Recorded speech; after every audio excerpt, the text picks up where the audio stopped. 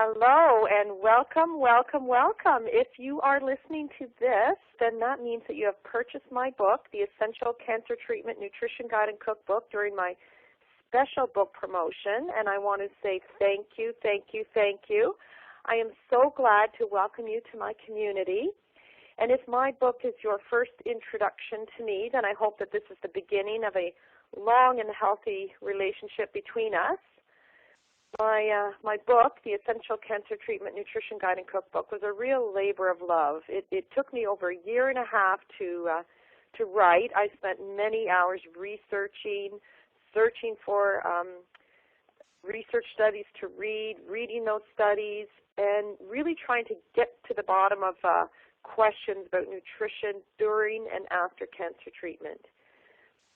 And then compiling it in a way that's user-friendly, easy to read, well organized, and it's designed to be a tool to help support you during your cancer treatment and beyond. And if you read the introduction of the book, and I hope you do, if you read a book like me, I read a book cover to cover with every word. My publisher tells me that's not the case with most people, but if you do read the introduction, you will find that, as well as my own experience with cancer, I did help my father in his journey with cancer, and it's one thing that one thought that kept occurring to me as I was writing the book is, I wish I had this collection of information when my dad was sick. So I really, that thought really did occur to me as I was using it to try and write it for the caregiver and the person going through treatment and the cancer survivor.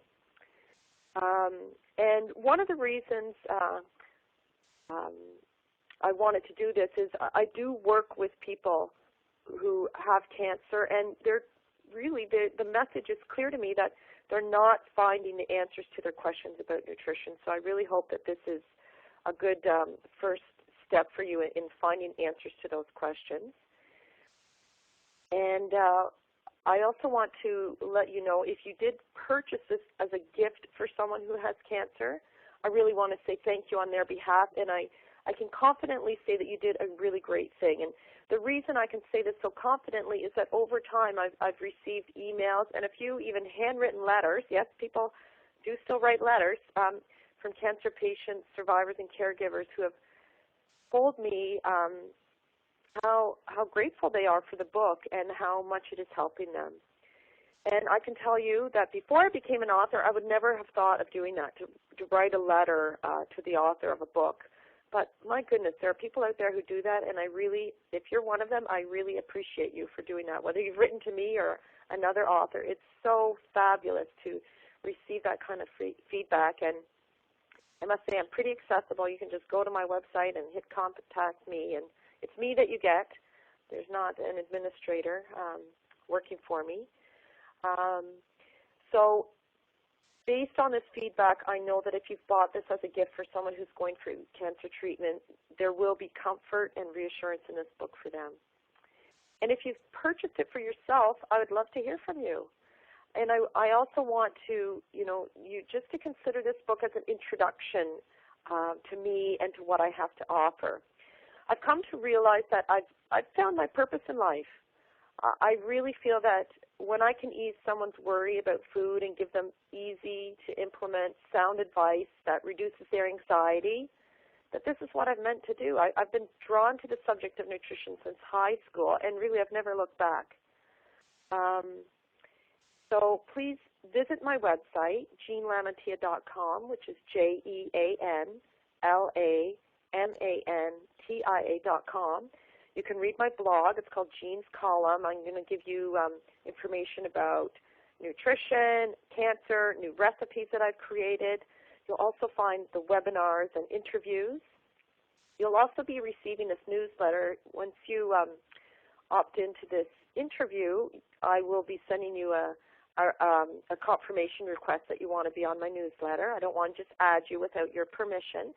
So you'll get that, and I hope you will accept it. I will keep you up to date on what webinars I'm going to deliver, what interviews, and here's your chance, to ask your questions directly to nutrition experts and cancer experts. So it's a real opportunity to get your burning questions answered. And I just want to say thank you for investing your time today to listen to this conversation that I will have with a very special person in the field of nutrition and cancer. I know this will be time well invested for you because this lady, let me tell you, she's at the top of her game when it comes to knowing the latest and greatest about this area. So let me shift now to introducing you to Karen Collins. Karen is a registered dietitian who promotes healthy eating as a syndicated nutrition news columnist, speaker, and consultant. Karen has served as nutrition advisor to the American Institute for Cancer Research for many years, and she is author of several peer-reviewed publications on diet and reducing cancer risk. In addition to her weekly syndicated column Health Talk, she is the author of the blog Smart Bites. And Karen speaks regularly to health professionals, cancer survivors, and the public. So welcome, Karen. Oh, hello. Thank you for inviting me to be part of this program. Oh, it's my pleasure. Really, I'm so anxious to hear from you because I know you're a great wealth of knowledge in this area. And I like to, when I introduce people, I like to have their bio, but I'd also like to, hear from you really to expand on that introduction and share with listeners why you got into the field of nutrition and what brought you to the place where you are now. Well, probably my parents were laughing to pieces when I announced I was going into nutrition. My eating habits growing up were not all that healthy. I really didn't care for too many vegetables and fruits, and so it probably seemed quite surprising to them. But while I was in college, I was kind of looking around at different possibilities, and it was really important to me to find a career in which I thought I would be helping people. And as I started taking a couple nutrition classes, I was just overwhelmed with excitement at the potential to impact our health through good eating habits. And that kind of led me one step at a time to the path I've been walking. A kindred spirit. That that sounds familiar. I remember being very excited about nutrition classes, and in third and fourth year at university, when you get into the real nutrition classes, half the class went, "Oh, this is what nutrition is all about," and the other half, me included, went, "Wow, this is so cool! I love this." So, it kind of brings science that seems boring to life when you find out that this science that you were looking at in theory actually has extremely practical implications. Yes, exactly, and I know that is your expertise, translating that science into the practical application. So I want to get right into that, and I want to start with some questions about reducing cancer risk. But let's clarify first for any listeners who might be thinking, isn't cancer risk primarily something that runs in families? Versus how much of our lifestyle choices, our food choices, can make a difference in our cancer risk? Well, you do hear that all the time, and many people do feel that cancer runs in their family. Part of the thing is just to realize that cancer is among the most common chronic diseases that we face, so it's not unusual if something is common that it will be found in many families. But that doesn't necessarily mean that it is genetic or inherited. Cancer is actually genetic in the sense that genetic just means of the genes, and cancer is genetic. It begins as a malfunctioning of genes that control cell growth and reproduction. But that people tend to think that means inherited, and that's not true. Cancer risk, probably only up to 5 to maybe 10% of some cancers might actually be inherited as a gene that puts you at extremely high risk. So for the most part, when we see cancer, quote unquote, running in a family, it would probably represent either there are some variants of genes that can make maybe some people slightly more susceptible. In other words, just the way they metabolize certain things.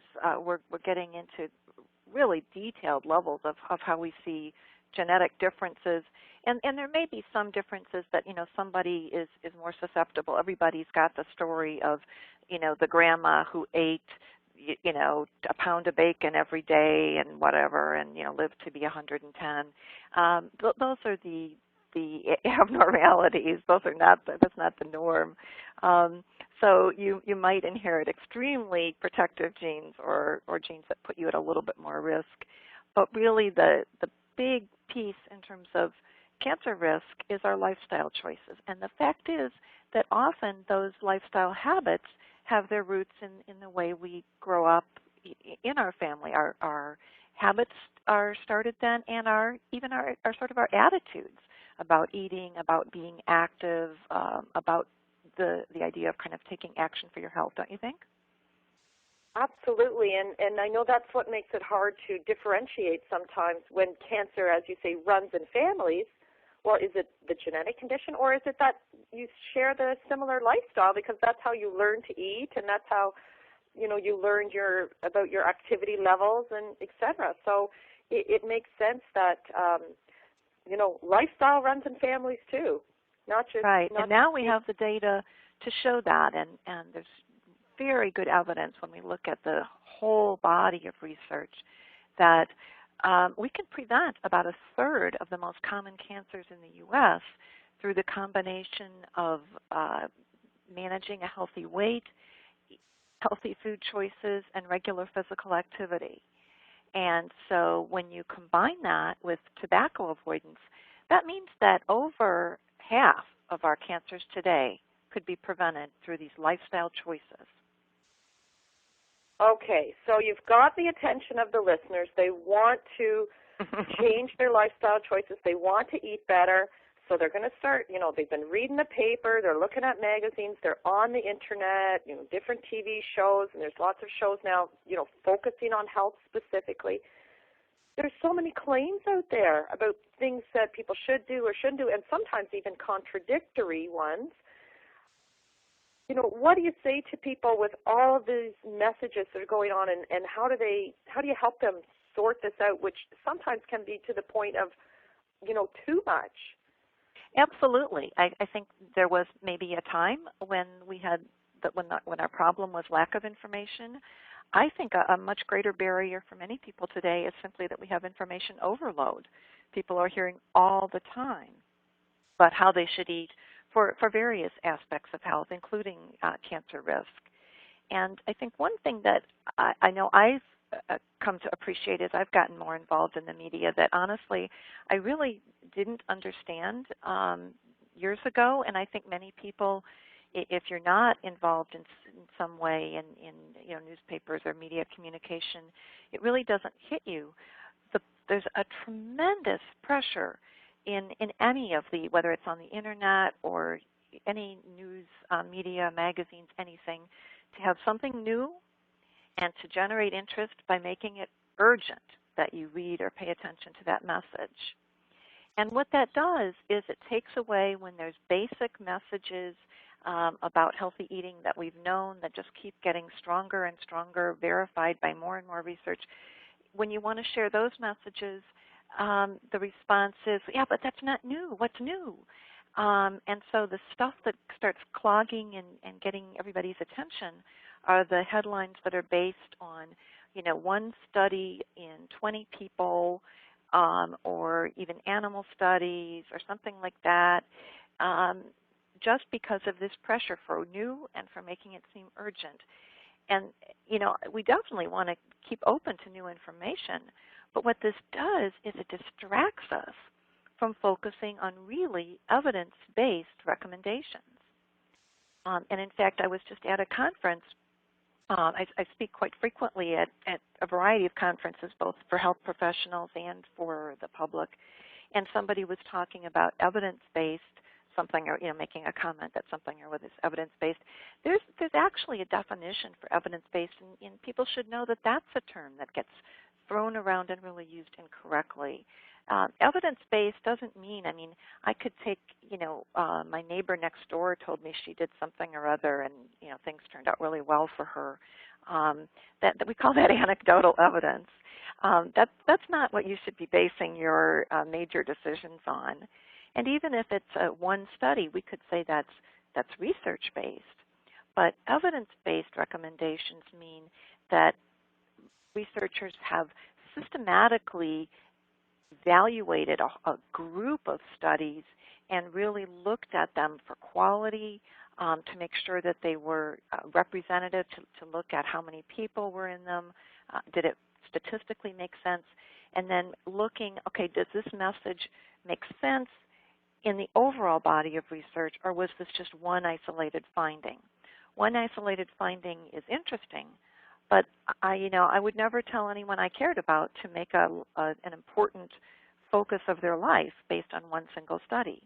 So evidence-based recommendations are when you're feeling overwhelmed, that's the place that we need to keep coming back to. And there's an expert report convened by an internationally renowned panel, and you'll see this on one of the slides, that you can access through the website of the American Institute for Cancer Research, which is just AICR.org.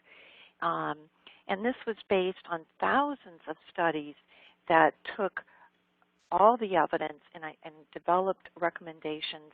And now these recommendations are continuing to be updated in a process called the continuous update process. And so that as more research comes out, they get pulled into this analysis, so that again, you can't do everything and you can't keep your eyes on everything. So the important thing is to not be overwhelmed thinking you have to do it all, that you have to respond to each new study that comes out. You'd get dizzy. The evidence is that what you do matters, but since it matters, set your priorities by looking at evidence-based recommendations. Set your priorities, and also it sounds like, go for the long run. Stick with the established things, even though they don't sound so glamorous or trendy. And maybe you could, just remind us. They're probably all going to sound familiar. What are the established recommendations that you would say, in your role maybe as a writer in the media, that if you took to your publisher, they might say, oh, that old stuff, we know that. But you say, well, there's just another, more evidence that's come out to confirm and strengthen this. So let's start there. What are the established things that we can always go back to when we're feeling overwhelmed by, and pulled and scattered by kind of new and great things? Well, this expert report from the American Institute for Cancer Research identified 10 recommendations, but I think even 10 gets a little crazy to remember. So if you look at the diagram that I'm sure some people with will the three circles, seen, yeah. the three circles, you can boil it down to 3 basic guidelines. The first is to choose mostly plant foods, limit red meat, and avoid processed meat. And so as part of that, it means a predominantly plant-based diet. Doesn't mean entirely vegetarian if you don't choose to do it, but at least people need to be eating more of a variety of vegetables, fruits, whole grains, and beans, and limiting their consumption of red meat and avoiding processed meat. And as part of that healthy diet, it also means limiting alcohol consumption. Then the second basic guideline is to be physically active every day in any way for 30 minutes or more. And, people hear that again. That's a perfect example of what you said, Jean. Well, yeah, what's new about that? We've been talking about that for a long time. The problem is we've been talking about it, but really not doing a whole lot in our population. And the evidence just keeps getting stronger and stronger about the many benefits of physical activity in terms of cancer survivors, which I know is part of the population you address. We didn't really know for a long time, and that's coming out to be one of the strongest recommendations, even in terms of what we've got supportive data on for cancer survivors, is to try and get back or get beyond where they were before in terms of physical activity. It can act in a lot of different ways, and we can talk about more detail on that in our time together today. And the third big guideline is to aim to be a healthy weight throughout life. Again, any editor, anybody in the media would say, what's new about that? What's new is the evidence is getting stronger and stronger that extra body fat we're carrying, people, I think they've seen, have you ever seen speakers with those like plastic models of like what looks like 5 pounds of body fat or something? Yes. Sometimes at food fairs you see those. It's amazing. It's a great visual because he's like, wow, that's so that's what that looks like. But I almost think the downside of that is it creates in our mind this mental picture that this fat you're carrying around, if you've got some extra fat, you look and you're sticking out a little more over your waist than you were some other time. You think of it like just this blob of rubber that's kind of getting in your way when you try to bend over and tie your shoes. We now know that our body fat is not just a blob that we're carrying around that sort of gets inconvenient when you're trying to buckle your pants. It's a metabolically active tissue, and it's turning out that, in fact, about 20% of several different cancers that are specifically related to excess body fat could be prevented with a better handle on weight management.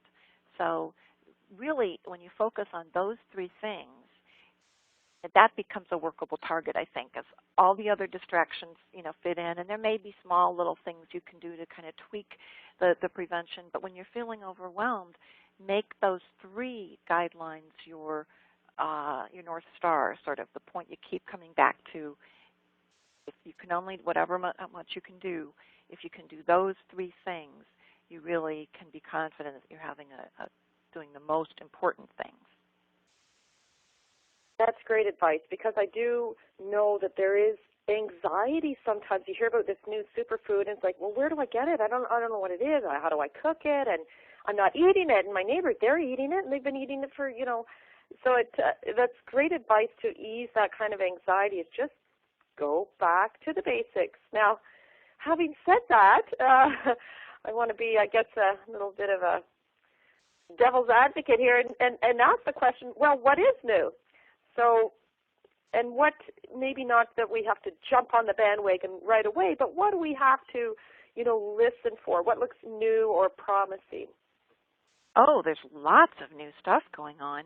It's just that what's amazing is that most of it comes back and supports those same basic three guidelines in some new and maybe nuanced ways, or provides more depth, more additional sides to those.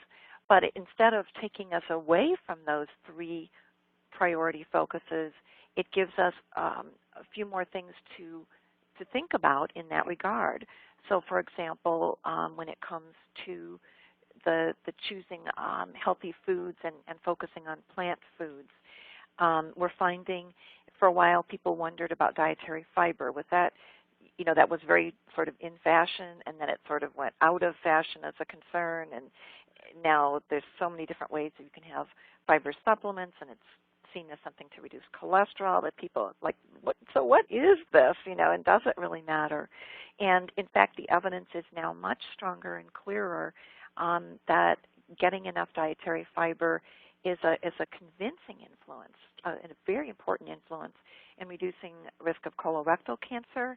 And now the evidence also shows that it's not just something going on only in the colon, it also seems to have an impact in reducing risk of breast cancer. So that's kind of an additional piece. We find that these same foods that are providing fiber, and the reason that we talk about food fiber is that while the evidence is there about what fiber can do, when you're getting it from a healthy balance of food choices, you're getting much more than just fiber. I mean, in other words, you don't want to put all your money in the bank that it's just the fiber itself, because they're finding that there are other components in those foods that seem to, along with the fiber, nourish what's called the microbiota in the colon, the normal healthy bacteria there that seem to have an influence in several different aspects of health, including potentially lower risk of cancer. And we're finding that when you're getting your fiber from healthy, these plant foods, vegetables, fruits, whole grains, and beans, the world in terms of phytochemicals is just exploding, that these can have an impact throughout the cycle of cancer development. That's great that you clarified that, because I do remember hearing studies, oh, fiber's great, and no, as it turns out, fiber doesn't have much impact, which quite frankly never made that much sense to me. So I'm glad that, some newer studies have given more credence to beneficial fiber. It just, intellectually, I just get that better, and I guess more intuitively, that just seemed to make sense. And I'd like you also to comment on fat, because this is another one where, it was kind of in fashion, everyone's on these low-fat diets to see if that would reduce cancer risk. And so could you mention about fat and how important it is to avoid fat in the diet as part of a cancer reduction plan? Yeah, that's a great example, Jean, of where evidence, research has, the process works. It started our concern about fat based on two things, based on populations around the world where we could see that people in countries with very high fat intake, including the United States and Canada and many areas around the world with higher cancer risk, tended to have a high fat diet. The countries with very low cancer incidence, looking at, for example, Asia, India, had very low-fat diets. And so the thought was, gee, I wonder if that's the connecting piece. Is it the fat that we're consuming that raises risk so much? And then when we looked at some laboratory studies in animals, they could find this association that, yes, it looked like, fat might promote cancer development. So there we go. Well, as it turns out, now we have data with large populations of people, more controlled interventions are following them more closely instead of just looking at what's the average fat intake in a population. And it turns out that when they've put people on lower fat diets, it really doesn't seem to make a difference. So the key in terms of fat, one of the problem areas, is fat is a concentrated source of calories. So getting back to what was those three priorities we said, aiming to be a healthy weight throughout life, if you're eating a ton of really high-fat foods and adding fat everywhere you can, you think you're doing great eating your vegetables, except you're, dunking it in a tub full of high-fat dressing or melting high-fat cheese all over it or deep frying them or something like that. You're getting the vegetables, but it may be working against you in terms of weight control, which is, we can't avoid that is a significant impact on cancer risk. So limiting to not overdo on fat is a smart way, and evidence shows that when we avoid excessive amounts of fat, it makes it easier to eat a healthy level of calories that allows us to reach and maintain a healthy weight. But whether directly for cancer risk or even directly on weight, this does not mean that little trend we had for a while where, everything should be fat-free. You eat your fat-free cookies and you have your fat-free ice cream and all these kinds of things.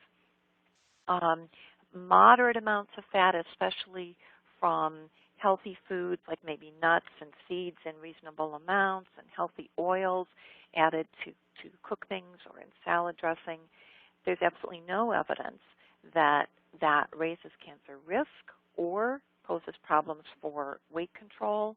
And one of the flagship comparisons with that is when we look at the Mediterranean area, because there, when we look at Greece or the traditional diet in Italy, not Italian food as it's most often served in restaurants in the United States and Canada, but the real traditional Italian diet, as a percent of calories, fat was significant. But it came primarily from olives and nuts and olive oil. And the thing is that if it's used appropriately, it doesn't have to send your total calories too high. It doesn't have to be a barrier in terms of maintaining a healthy weight. And what those foods can do is to make healthy eating something really delicious and enjoyable. So we need to reshift that old message. That's great. Thank you, Karen. And where do we stand now on meat? What are the recommendations about meat and cancer risk? Well, this is one of the pieces that's maybe the most confusing for people because they, I think, have maybe gotten the message in terms of either thinking about choosing lower fat meats for weight control because, you know, a little less fat means a little lower calories, or in terms of heart disease, where the message is all focused on saturated fat content of your meat, poultry, or fish. So, for example, in terms of that traditional message, you would consider a lean cut of red meat just the same as having poultry, you know. But the evidence in terms of cancer risk is that it's not the fat content that it's the concern, that red meat and processed meat each pose cancer risk concerns all on their own. So I need to clarify so often to people that, you know, they think they've done the right thing by switching from high-fat ground meat to lower-fat ground meat, or, you know, leaner cuts of red meat, and that's, you know, that's better heart-wise, but those red meats still, it seems to be a component of the iron, the type of iron that's found in red meats called heme iron that seems to be able to produce damage within our digestive tract, and that seems at the moment to be the reason that we see very convincing evidence that too much red meat raises risk of colorectal cancer. And so the recommendation is that people should eat no more than 18 ounces a week, so they, depending on how they prefer to have it, some people might still have it, you know, just about every day, just in small amounts, thinking of the meat more as a garnish, you might say, in a dish, not the main thing. Or other people might have red meat just a couple times a week in a slightly larger portion, but keeping it to no more than 18 ounces a week. And that reminds me, actually, that one of the other points of confusion, beside, you know, moving the switch from bean to specifically focusing on red meat, is actually what red meat is.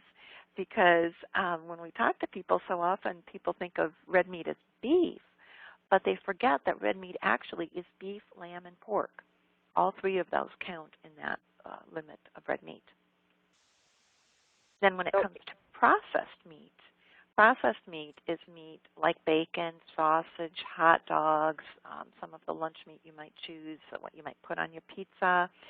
It's meat that is smoked, cured, salted, or with added preservatives like nitrites or nitrates. And these processed meats are even more strongly linked to risk of colorectal cancer. And so for that, because the risk is so much greater, the recommendation is to really minimize it as much as possible. That's great. And when you're speaking about that, it brings a visual image to mind. Are you still there, Karen? Yes. Mm-hmm. Okay, sorry, I heard it click.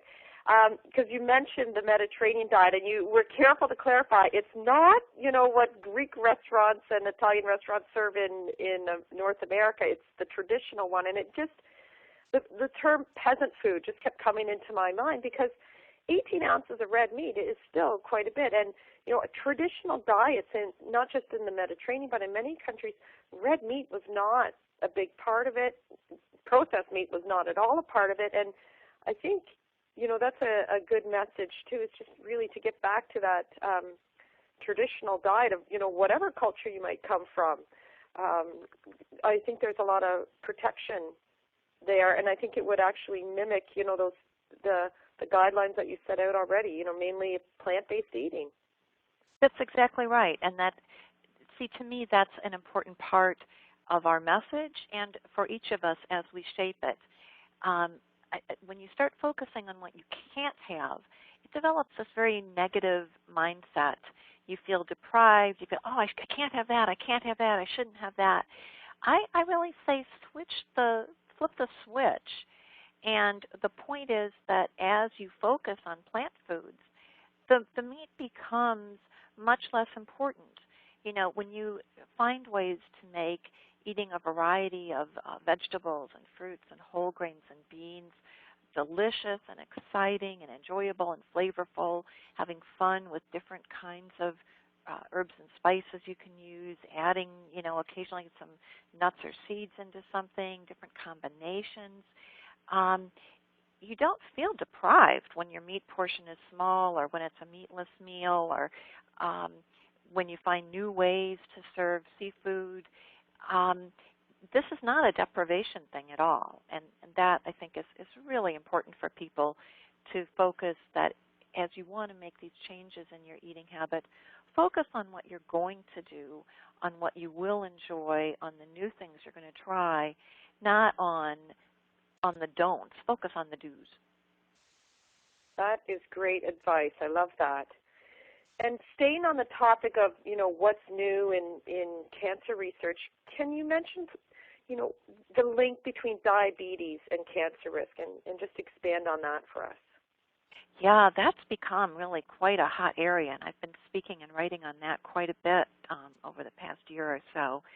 It is true, and people are often surprised that depending on the type of cancer, for example, for liver cancer and pancreatic cancer, the risk more than doubles for people who have, this is type 2 diabetes, not the type 1 diabetes that we used to call juvenile diabetes that came on with insulin, but the much more common form of diabetes. About 90% of diabetes is this type 2 diabetes. And it's also linked with an increased risk of endometrial cancer, bladder cancer, non-Hodgkin's lymphoma, and even a 20 to 30% increase in risk of postmenopausal breast cancer and colorectal cancer. So it's identifying this group that is already facing one health concern and realizing that the lifestyle choices that they make in dealing with their diabetes really have an impact in much larger ways, too. And I used to work in diabetes. I worked at a diabetes education center. And that slide, I've gone back to it again, showing, plant-based eating, regular exercise, and weight control. We could remove that rectangle in the middle that says reducing cancer risk and easily insert reducing diabetes risk. And honestly, the evidence is, pretty much spot on for both of those. So it makes sense that that there's such a strong link because the lifestyle mishaps are creating both problems, and the lifestyle changes are resulting in relief from both of those. So it's a 2-for-1. That's right.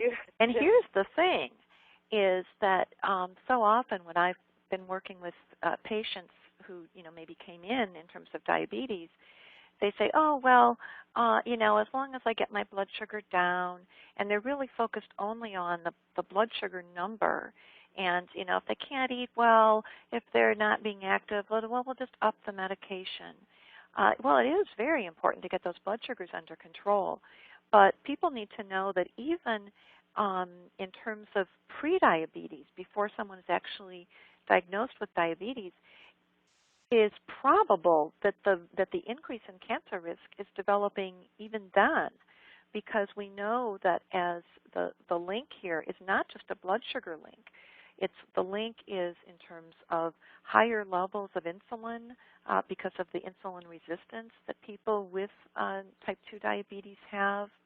It's related to the higher levels of inflammation, and an important common link is probably the excess body fat, especially body fat that's centered around the waistline, which is the most metabolically active body fat. Because, for example, when body fat goes up in postmenopausal women, estrogen levels go up. Well, higher levels of estrogen are associated with an increased risk of several estrogen-sensitive cancers like endometrial cancer and postmenopausal breast cancer.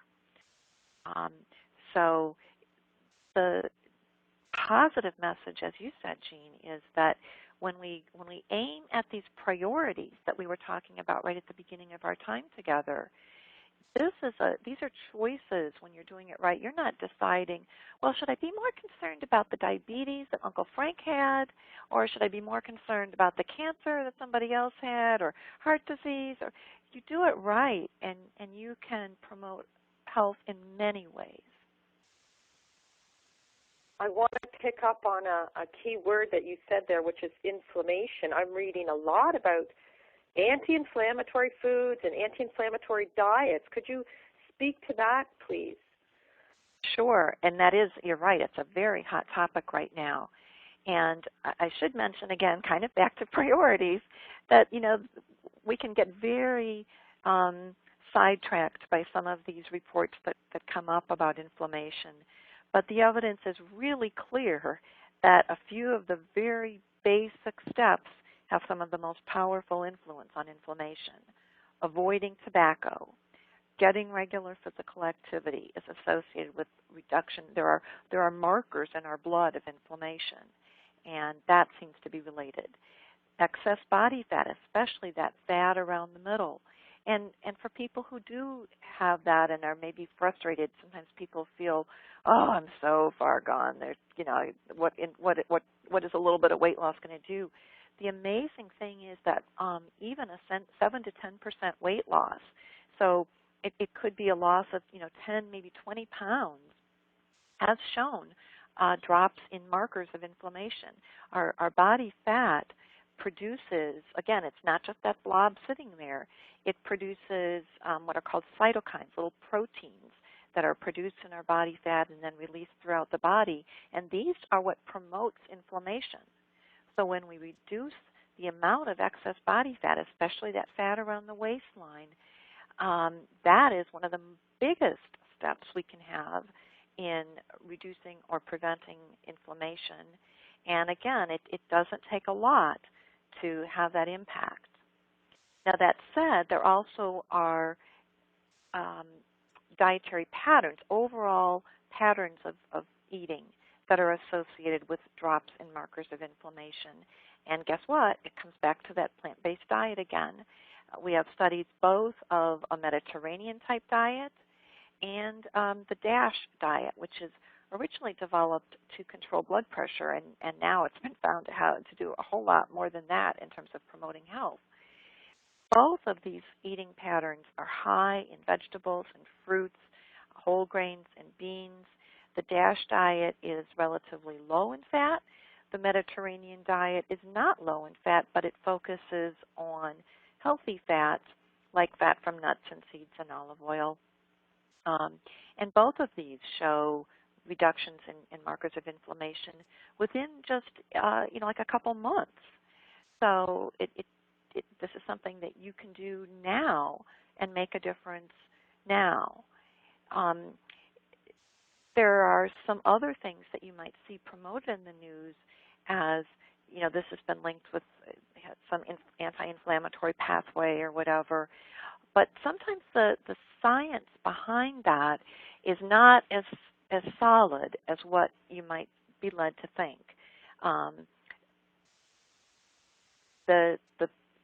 Some of the laboratory studies don't necessarily translate to what we actually see in human beings. The laboratory studies are good starting points for studies, but you can't assume that what happens in a test tube or even in a mouse is what's going to happen in you.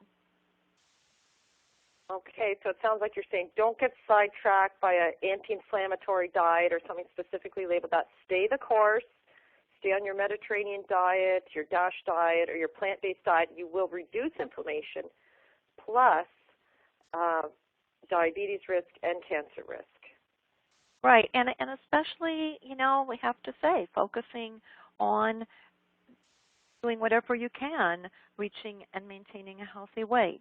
That doesn't mean that it's the opposite. I mean, I guess that's why it's so important to put both of those messages in the same thought, because when you hear the focus on weight, it can lead you in all kinds of crazy directions based on the stuff you read in here. And what we're saying is that weight really matters in terms of cancer risk, but the evidence is that really it doesn't take a lot of weight loss to make a difference.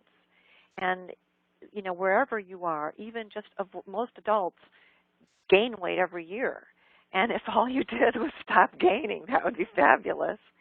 And so the important thing is not to find a crazy diet that you can lose, whatever, but then a year from now you're going to be right back where you started from or worse. Use the time that you're working on reaching or maintaining a healthy weight to develop a healthy, plant-based eating pattern that really works for you and that you can picture yourself enjoying so much. It's a path, it's a journey that each day you keep working at it and just experimenting and trying new dishes, trying new ways of preparing healthy foods, that you're really, as you said, Jean, you're going for the long game here. And when you take that perspective, each day gets easier than the last in a path of healthy living. Yeah, I worked I had a private practice for 7 years in a health club, and I saw the majority of the clients were for weight loss. And I must say, of the ones who had that, I call it the all or nothing approach. Okay, they wanted to lose 50 pounds or they weren't happy. They wouldn't be satisfied with just 10. I often found that they were the ones that would, yo-yo up and down versus where you say just if your trend has been to gain weight through your whole adult life, goal number one, stop that weight gain and, be happy with the small goals as long as it allows you to stay the course on that good diet and doesn't get you, sidetracked in some unhealthy fad diet that really is sacrificing good nutrition just for the rapid weight loss. Exactly. I can't say the number of people I have worked with in my counseling practice who would say, oh, man, if I could just go back to the weight that I was unhappy with last time, I would be happy. Because they go on a diet, lose some weight, then they rebound and gain more than they ever started with. And each time they've gone through this, dieting approach over the years, they're heavier than they ever were. And, they look back and they think, why, if I could have just been, working at making a healthy lifestyle that I could live with back before, they would be happy. It's just that at the same time, I think we do have the reality check that sometimes people think, oh yeah, I'm eating really healthy. Well, if you're eating really healthy but you keep gaining weight every year, reality check is maybe you are making healthy choices, but maybe it's just that your portions have gotten too large. In this world we're living in with high portions, you can eat healthy foods, but just plain overeating, if you're making the right choices, your foods aren't so concentrated in calories, and the calories don't add up so easily. So it is easier to maintain a healthy weight when you're making healthy food choices. But if you're going Karen? Okay, so we've lost Karen. She's going to... Oops, hello? Hello, are you still there? Okay. I am. Did you miss something there? Uh-oh. Yeah, you did cut out. So let's just backtrack a little bit to, you were talking about making healthy food choices. It was just a few seconds that cut out. Oh, that's too bad. I'm sorry about that. I'm not sure what happened. But the point is that if you're making healthy food choices, it does make reaching and maintaining a healthy weight easier because the food's just not as concentrated in calories. You can eat a satisfying amount, satisfy your hunger, and not be consuming too many calories. But I do think it's important that there are some people, everybody's different. And one of the frustrations for some people is they'll say, I'm eating really healthy, so how come I'm not losing weight? And the answer may be in terms of portion. One of the approaches that the American Institute for Cancer developed is called the New American Plate, and it's focused on both choosing what you choose and how much you choose. And in this world of huge portion sizes, if your weight is not staying steady or if you're having trouble losing, then perhaps look at the portion sizes of what you're eating. Or another element I know from the clients I worked with over the years and even for myself is it might not be hunger that's driving your eating. You can eat healthfully, but if you've got non-hunger eating going on, either because of boredom eating or emotion-based eating, that can still lead you to eat too much, and then that becomes a concern too. Absolutely. That was a big part of my my practice. So what I'm hearing from you is get that healthy plant-based eating diet going, get the portions under control. What if someone is still struggling with weight? Can you talk about physical activity, that other piece of the puzzle here?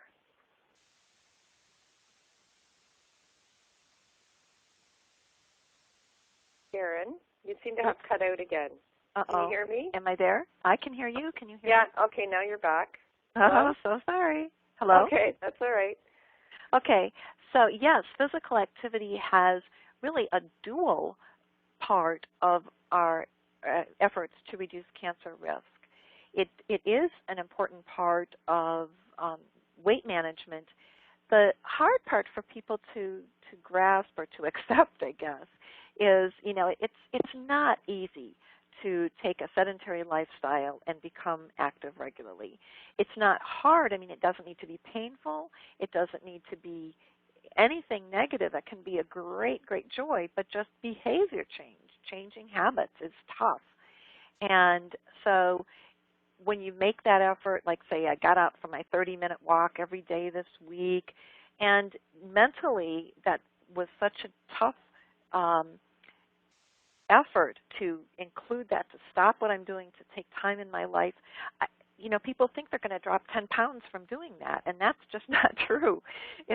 The physical activity impacts weight really in a much more long-term sense. It's very clearly, in study after study, a part of what helps people lose weight in the long term and really a key element in maintaining weight and avoiding that weight gain. But let me just say that for people that get frustrated and think, oh, what is this? I don't feel like I'm accomplishing anything. I've gotten out for my walk. The important message we've got now based on research is that if you take a walk today, yeah, you're going to come home. You're not going to weigh any different than when you walked out the door. But you will have changed what's going on inside you. We now show through a number of different kinds of studies that physical activity, even outside of its impact on weight, affects insulin levels. And remember, we were talking about one of the connections between diabetes risk, between excess body fat, and cancer risk is this tendency for elevated insulin levels. Insulin isn't just a hormone that controls blood sugar. It also sets off some other cell pathways that seems to contribute to cancer cell growth and development. Well, when you're physically active, that helps to bring down elevated levels of insulin.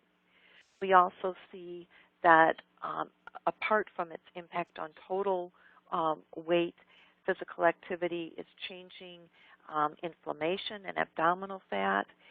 And I find that for many people, even though it might not directly lead to great weight loss in terms of how many calories you burn, it's not all that much just in one 30-minute walk, but it does seem to change so many of our influences on how we eat. People are afraid that if they exercise, it's going to increase their appetite and make them want to eat so much more. And actually, as long as you're not going crazy, I mean, somebody who's training for the Olympics and is doing massive amounts of exercise, yes, their appetite increases, and that's a good thing because they need a lot more fuel. But the fact that you take a walk generally is not going to increase your appetite, and for many people actually helps to moderate their appetite.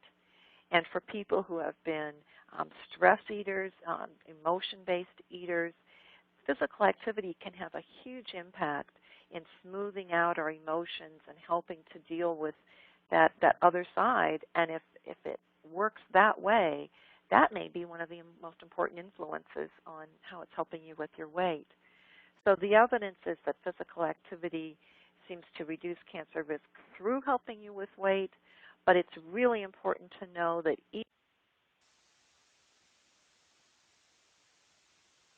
Karen? Okay, yep, you cut out again. But I think what you were going to say was, I'm just trying to think of your last sentence before it cut out, but it's important to know that with physical activity, I think you're wanting to head into the idea that in and of itself will reduce your cancer risk. That's right, exactly. Thank you. You're welcome, and I think that's a great take-home message is that, even if you're not seeing a reduction in the scale with that physical activity, there's so many, many, many benefits. Don't stop. Don't just focus on weight as your only outcome with physical activity, because there's this whole, biochemical planet inside that body, and it's making important changes in your hormones that are going to have long-term effects on your health. So keep going. Don't stop with the activity. And I think we'll hold it there. This has been great information and really practical things that people can apply. I found it very valuable to get caught up on what's new and, what's not new but reinforced by new evidence. And I know I can safely say that I've invested my time wisely to have spent this with you. And I would just like to compliment you and say that you really are in your genius with the work that you do. I know that you're an advisor for the American Institute for Cancer Research, which I think is a great organization, by the way. It's my go-to bookmark site for nutrition and cancer information. So people will check that out.